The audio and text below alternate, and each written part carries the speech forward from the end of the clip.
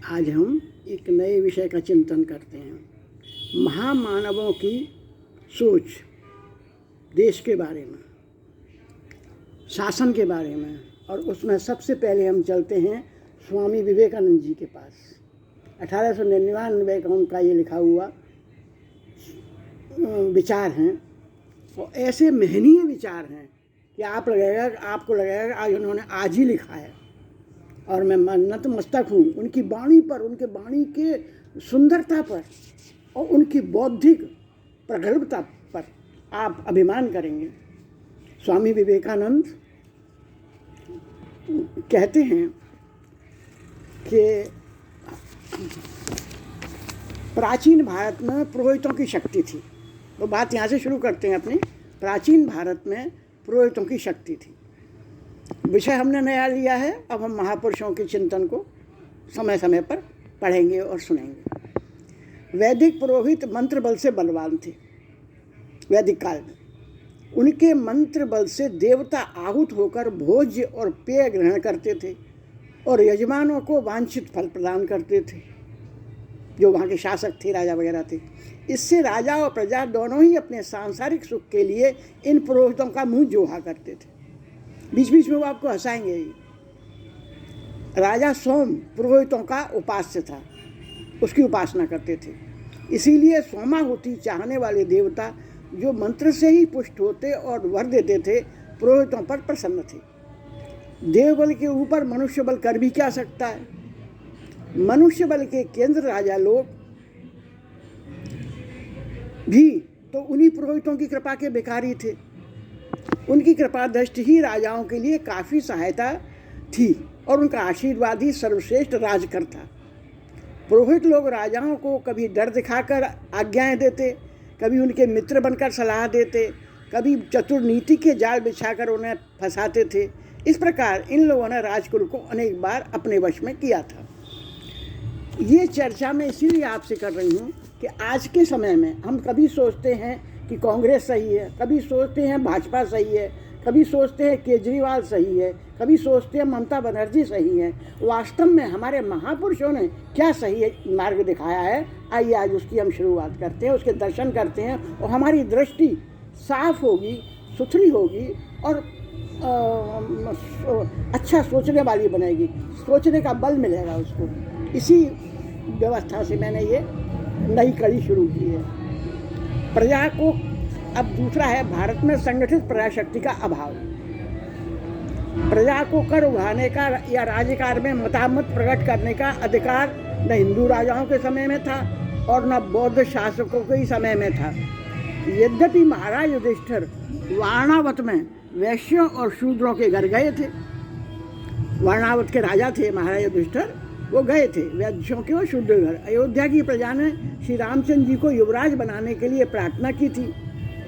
फिर भी प्रत्यक्ष रूप से किसी स्वीकृत राज्य नियम के अनुसार प्रजा किसी विषय में मुंह नहीं खोल सकती थी। वह अपने सामर्थ्य को अप्रत्यक्ष और अभविष्यत रूप से प्रकट किया करती थी।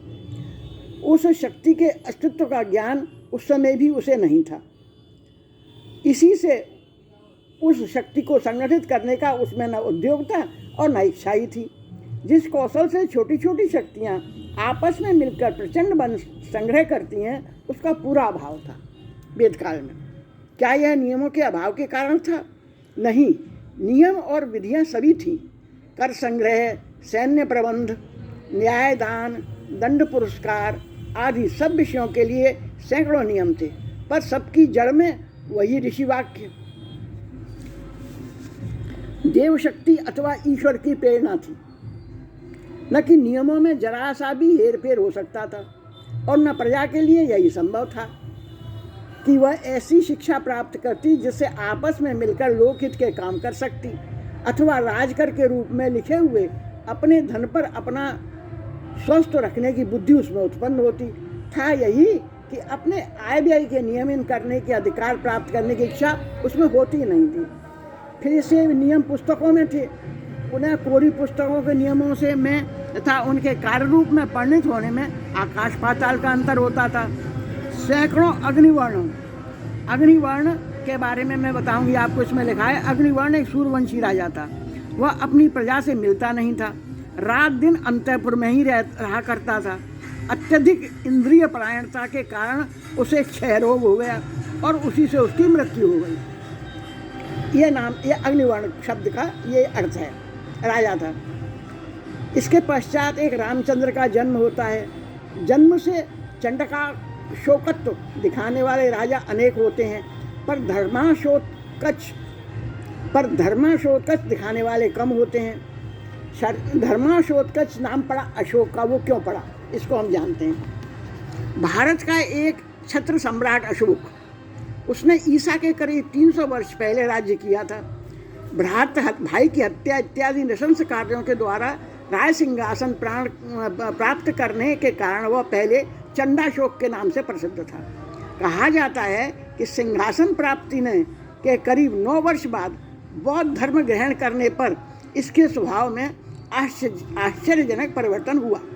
भारत तथा अन्य देशों में बौद्ध धर्म का बहुल प्रचार इसी के द्वारा संपन्न हुआ।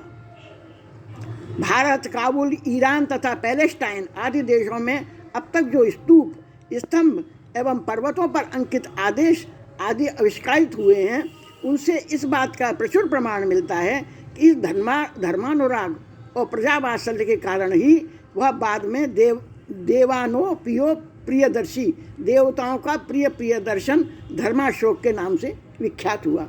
और इसमें हमारे आदि शंकराचार्य का भी आगे चल के हाथ रहा कि बौद्ध एक ही जगह रहते थे। उन्होंने कहा कि आप जाओ अपने धर्म का प्रचार पूरे संसार में करो, और वो इसीलिए हमें आधे संसार के दर्शन में दिखता है कि बौद्ध धर्म वहाँ पर अभी भी, मतलब उसके अवशेष हैं जो हमें देखने को मिलते हैं। तो शंकराचार्य का इसमें बहुत बड़ा हाथ था। तो ये हुआ। अभिवर्णों के पश्चात एक रामचंद्र का जन्म होता है, और जन्म से चंडा शोकत्व दिखाने वाले राजा अनेक होते हैं, पर धर्माशोकत्व मतलब अशोक दिखाने वाले कम होते हैं। औरंगजेब जैसे प्रजा भक्षकों की अपेक्षा अकबर जैसे प्रजा रक्षकों की संख्या बहुत कम होती है।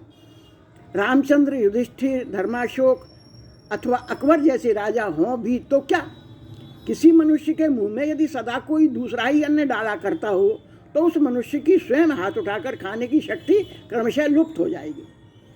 विवेकानंद जी कहते हैं, सभी विषयों में जिसकी रक्षा दूसरों के द्वारा होती हो उसकी आत्मरक्षा की शक्ति कभी स्फुरित नहीं होती। सदा बच्चों की भांति पलने से बड़े बलवान युवक भी लंबे कद वाले बच्चे ही बने रहते हैं। देवतुल्य राजा भी बड़े यत्न से पाली हुई प्रजा को कभी स्वायत्त शासन नहीं सिखाता। सदा राजा का मुंह ताकने के कारण वह धीरे धीरे कमजोर और निकम्मी हो जाती है। यह पालन और रक्षण ही बहुत दिनों तक रहने से ही सत्यानाश का कारण होता है। जो समाज महापुरुषों के अलौकिक अतीन्द्रिय ज्ञान से उत्पन्न शाखों के अनुसार चलता है, उसका शासक, राजा, प्रजा, धनी, निर्धन, पंडित, मूर्ख सब पर कायम रहना विचार से तो सिद्ध होता है, पर वह कार्य रूप में कहीं तक परिणित हो सका है या होता है, यह ऊपर ही बताया जा चुका है। राजकार्य में प्रजा की अनुमति लेने की पद्धति जो आजकल के पाश्चात्य जगत का मूल मंत्र है, जिसकी अंतिम वाणी अमेरिका के घोषणा पत्र में डंके की चोट पर इन शब्दों में सुनाई गई थी कि इस देश में प्रजा का शासन प्रजा द्वारा प्रजा के हित के लिए ही होगा, भारत में नहीं थी। यह बात भी नहीं है। यवन परिव्राजकों ने बहुत छोटे छोटे गणतंत्र राज्य इस देश में देखे थे। मुसलमान यवन ने बहुत छोटे छोटे गणराज्य इस देश में देखे थे, ऐसी बात नहीं, ये बात हमारे यहाँ नहीं थी। यवन परिव्राजकों में बहुत छोटे छोटे होते थे। बौद्ध ग्रंथों में भी इस बात का उल्लेख कहीं कहीं पाया जाता है। इसमें कोई संदेह नहीं कि ग्राम पंचायत में गणतांत्रिक शासन पद्धति का बीज अवश्य था हमारे यहाँ, और अब भी अनेक स्थानों पर है, पर वह बीज जहाँ बोया गया वहीं अंकुरित नहीं हुआ। यह भारत के बारे में कहा जा रहा है। यह भाव गांव की पंचायत को छोड़कर समाज तक बढ़ ही नहीं सका। धर्म समाज के सन्यासियों में और बौद्ध भिक्षुओं के मठों में इस स्वायत्त शासन पद्धति का विशेष रूप से विकास हुआ था। इस शासन पद्धति का। इसके अनेक प्रमाण मिलते हैं। नागा सन्यासियों में प्रत्येक मनुष्य के सांप्रदायिक अधिकारों को, पंचों की प्रभुता और प्रतिष्ठा को और उस संप्रदाय में सहयोग शक्ति के कामों को देखकर आज भी चकित होना पड़ता है। बौद्ध युग में पुरोहित शक्ति का ह्रास हो गया तथा राज शक्ति का विकास, ये हेडिंग है इसका। बौद्ध विप्लव के साथ साथ पुरोहित शक्ति का ह्रास और राज शक्ति का विकास हुआ। बौद्ध काल के पुरोहित संसार त्यागी होते थे, मठों में वास करते थे तथा प्रपंच और झगड़ों से दूर रहा करते थे। राजाओं को शाप या बाहुबल से अपने वश में रखने का उत्साह या इच्छा इन पुरोहितों की नहीं थी। यदि थी भी तो वह पूरी नहीं हो सकती थी, क्योंकि आहूत भोजी देवताओं की अवनति के साथ साथ उनकी प्रतिष्ठा भी घट रही थी। सैकड़ों ब्रह्मा और इंद्र बुद्धत्व पाए हुए नरदेव के चरणों पर लौटते थे और इस बुद्धत्व में मनुष्य मात्र का ही अधिकार था। मनुष्य ही बुद्ध हो सकता था। इसीलिए राज्य प्रभुत्व रूपी बलवान यशास्य की बाग अब पुरोहितों की सख्त मुट्ठी में नहीं रही। अब वह अश्व अपने बल से स्वच्छंद विचरण करने लगा। इस युग में शक्ति का केंद्र सामगान और यज्ञ करने वाले पुरोहितों में नहीं रहा। अब वह अश्व इस युग में शक्ति का केंद्र और सामगान यज्ञ करने वाले पुरुषों की बस में नहीं रहा, और न राजशक्ति छोटी छोटी रियासतों पर राज्य करने वाले भारत के बिखरे हुए क्षत्रिय राजाओं में ही रही, और न राजशक्ति छोटी छोटी रियासतों पर अन्य राज्य करने वाले भारत के बिखरे हुए क्षत्रिय राजाओं में ही रही। वे चक्रवर्ती सम्राट, जिसका राज्य देश के एक छोर से दूसरे छोर तक विस्तृत था और जिसकी आज्ञा का विरोध करने वाला कोई नहीं था, वे ही अब मानव शक्ति के केंद्र बने। इस समय समाज के नेता वशिष्ठ, विश्वामित्र आदि नहीं रहे, वरन चंद्रगुप्त, अशोक आदि हुए। बौद्ध काल के सार्वभौम राजाओं की तरह भारत का गौरव बढ़ाने वाले दूसरे कोई राजा भारत के सिंहासन पर नहीं बैठे। इस युग के अंत में आधुनिक हिंदू धर्म का और राजपूत आदि जातियों का अभ्युत्थान हुआ। इन लोगों के हाथ में भारत का राजदंड अपनी अखंड प्रतिष्ठा से गिरकर फिर टुकड़े टुकड़े हो गया। इस समय राजशक्ति के सहायक के रूप में पुरोहित शक्ति का फिर से अभ्युदय हो गया, फिर से वो ऊपर आ गई। इस विप्लव के समय पुरोहित शक्ति और राजशक्ति का वैदिक काल से चला आया जैन बुद्धों के विप्लव के बहुत बड़े बड़े आकार में प्रकट हुआ। इस विप्लव के समय पुरोहित शक्ति का और राजशक्ति का वैदिक काल से चला आया जैन बौद्धों के विप्लव में बहुत बड़े बड़े आकार में प्रकट हुआ। वह पुराना बैर उनका मिट गया। अब ये दोनों प्रबल शक्तियाँ एक दूसरे की सहायक हो गईं, परंतु अब न तो ब्राह्मणों में वह तेज ही रहा, न क्षत्रियों में वह प्रचंड बल ही। एक दूसरे की स्वार्थ सिद्धि से सहायता देने, विपक्षियों का सर्वनाश करने तथा बौद्धों का नाम तक मिटाने में ही ये दो सम्मिलित शक्तियाँ अपने बल को गंवाती रहीं और तरह तरह से बटकर प्राय नष्ट सी हो गईं। दूसरों का रक्त चूसना, धन हरण करना, बैर चुकाना आदि लोगों का नित्य का काम था। ये प्राचीन राजाओं के राजसु यज्ञ आदि यज्ञों की थोथी नकल किया करते, भाटों चारणों आदि खुशामदियों के दल से घिरे रहते और मंत्र तंत्र के घोर शब्द जाल में फंसे रहते। इसका फल यह हुआ कि ये लोग पश्चिम से आए हुए मुसलमान व्याधों के सहज शिकार हो गए। हम लोग पश्चिम से आए हुए मुसलमानों के व्याधों के सहज शिकार हो गए। मुसलमान राज्य में पहले ही दुर्बल पुरोहित शक्ति का संपूर्ण नाश